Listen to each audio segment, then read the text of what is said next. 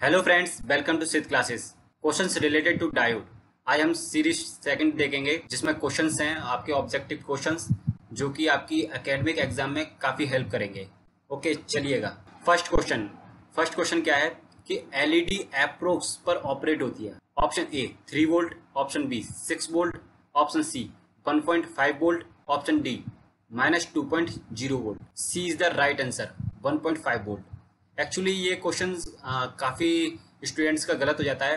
वो ज़्यादातर 6 वोल्ट लगा देते हैं, लेकिन 6 वोल्ट गलत आंसर है। 1.5 volt is the right answer. अब हम चलते हैं नेक्स्ट क्वेश्चन पर।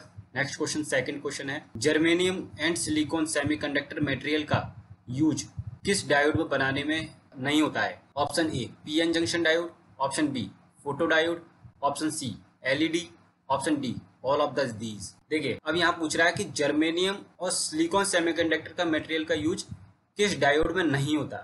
तो option C is the right answer, LED, light emitting diode.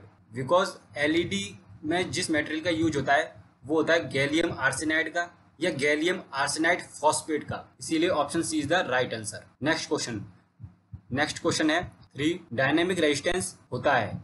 Option A del V multiply del I, option B del I over del V, option C del V over del I, option D del V minus del I.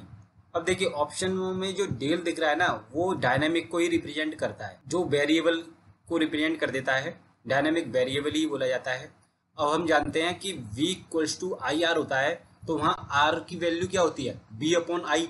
अब यहाँ भी dynamic resistance ही पूछ रहा है, तो क्या होएगा option C is the right answer, del V over del I. अब नेक्स्ट क्वेश्चन है फोर्थ, टेम्परेचर की रेंज जिस पर एलईडी ठीक प्रकार वर्क कर सकती है। मतलब किस टेम्परेचर की रेंज पर LED light emitting diode work कर सकता है, ऑपरेट हो सकता है।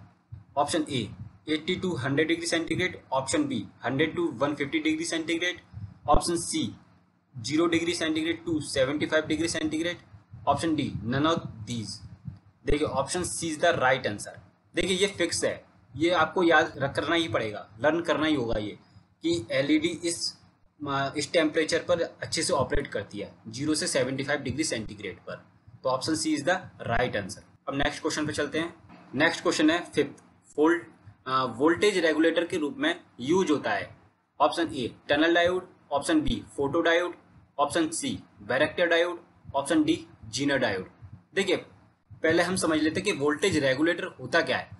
वोल्टेज रेगुलेटर का मतलब ये है कि कोई भी डिवाइस जो हमें आउटपुट पर कांस्टेंट चीज दे दे। अब ऑप्शन कांस्टेंट से मतलब हमें वो करंट चाहिए तो कांस्टेंट करंट मिल जाए हमें, या कांस्टेंट वोल्टेज चाहिए तो कांस्टेंट वोल्टेज मिल जाए। तो ये होता है रेगुलेटर का मतलब। अब वोल्टेज रेगुलेटर कह रहा है तो मतलब वोल्टेज कांस्टेंट मिल जाए हमें आउटपुट पर। जैसे हमने फुल वेव रेक्टिफायर देखा था, हाफ वेव रेक्टिफायर देखा था, तो अगर हम उसके आउटपुट पर जीनर डायोड लगा देते हैं तो हमें वो जीनर डायोड आउटपुट पर कांस्टेंट वोल्टेज दे देगा। तो वोल्टेज रेगुलेटर के रूप में हम जीनर डायोड का ही यूज करते हैं। तो option D is the right answer. अब नेक्स्ट क्वेश्चन देख लेते हैं। नेक्स्ट क्वेश्चन सिक्स्थ क्वेश्चन है कि रिपल कम करने के लिए किस सर्किट का यूज होता है। अब देखिए, ऑप्शन ए है rectifier, option B oscillator, option C amplifier, option D filter. देखिए, रिपल्स हमने देखे थे हाफ वेव रेक्टिफायर और फुल वेव रेक्टिफायर के आउटपुट की वेव फॉर्म पर। अब वो रिपल्स क्या थे, जो हमें आउटपुट मिल रहा था, वेव फॉर्म जो आउटपुट थी उसमें एसी कंपोनेंट्स और डीसी कंपोनेंट्स दोनों ही थे। अब वो मिक्सअप थे तो हम उसी को रिपल्स बोल देते हैं। हमें चाहिए थी हाफ वेव रेक्टिफायर और फुल वेव रेक्टिफायर से आउटपुट डीसी, जो कि प्योर डीसी होनी चाहिए थी, लेकिन वो उसमें एसी कंपोनेंट्स थे, तो हमने उसी को ही रिपल्स बोलते हैं। अब उस रिपल्स को हमें अगर अलग करना है तो हमें आउटपुट पर फिल्टर का यूज करना होता है। तो ऑप्शन डी इसका राइट आंसर हो जाएगा, फिल्टर। क्योंकि रिपल्स कम करने हैं हमें, रिपल्स कम करने के लिए किस सर्किट का यूज होता है, यहाँ पर ये पूछ रहा है। तो option D is the right answer, filter का यूज होता है, ताकि इस फिल्टर के द्वारा क्या होता है, वो रिपल्स आउटपुट पर जो वेव फॉर्म मिलती है वहां से हट जाते हैं और हमें प्योर डीसी मिल जाती है। अब फिल्टर भी काफी टाइप के होते हैं, एक एलसी फिल्टर होता है, एक पाई फिल्टर होता है, इस तरीके के फिल्टर्स होते हैं। अब हम चलते हैं नेक्स्ट क्वेश्चन पर। नेक्स्ट क्वेश्चन सेवेंथ क्वेश्चन क्या है कि बहुत कम फॉरवर्ड वोल्टेज पर इलेक्ट्रॉन के कंडक्शन बैंड से बैलेंस बैंड में मूवमेंट की प्रोसेस को क्या कहते हैं? देखिए ऑप्शन ए है टनलिंग इफेक्ट, ऑप्शन बी है जंक्शन इफेक्ट, ऑप्शन सी है A and B both, option D है नन ऑफ दीज। देखिए इसका आंसर हो जाएगा ऑप्शन ए टनलिंग इफेक्ट। जब किसी भी डायोड में हम अगर फॉरवर्ड वोल्टेजेस देते हैं तो जो इलेक्ट्रॉन्स होता है वो बैलेंस बैंड से कंडक्शन बैंड में मूवमेंट करता है। तो जब बैलेंस बैंड से कंडक्शन बैंड में जब वो मूव करता है तो उस प्रोसेस को हम टनलिंग इफेक्ट कह देते हैं। तो option is the right answer. अब हम चलते हैं नेक्स्ट क्वेश्चन पर। नेक्स्ट क्वेश्चन 8th क्वेश्चन है, कौन सा डायोड जंक्शन पर स्ट्राइक होने वाली लाइट को करंट या वोल्टेज में कन्वर्ट करने में कैपेबल होता है? देखिए हमने देखा था जो फोटो डायोड था उसके जंक्शन पर जब लाइट स्ट्राइक कर रही थी तो हमें आउटपुट करंट या वोल्टेज हमें मिल रहा था। तो यहाँ पर ऑप्शन ए तो है LED light emitting diode, option B है टनल डायोड, ऑप्शन सी है फोटो डायोड, ऑप्शन डी है नन ऑफ दीज। तो option C is the right answer, photo diode. देखिए यहाँ पर ये फिगर भी है, ये 1 फिगर और ये 2 फिगर है। 1 फिगर में क्या है, जैसे ये आपका फोटो डायोड है और यहाँ पर ये ए और बी टर्मिनल है, इस तरीके से ए बी टर्मिनल। तो इसमें अगर हम इसको क्लोज नहीं करते तो इसके आउटपुट पर हमें क्या मिलेगा, इसके टर्मिनल्स पर वोल्टेज जनरेट होगा क्योंकि ये क्लोज नहीं है।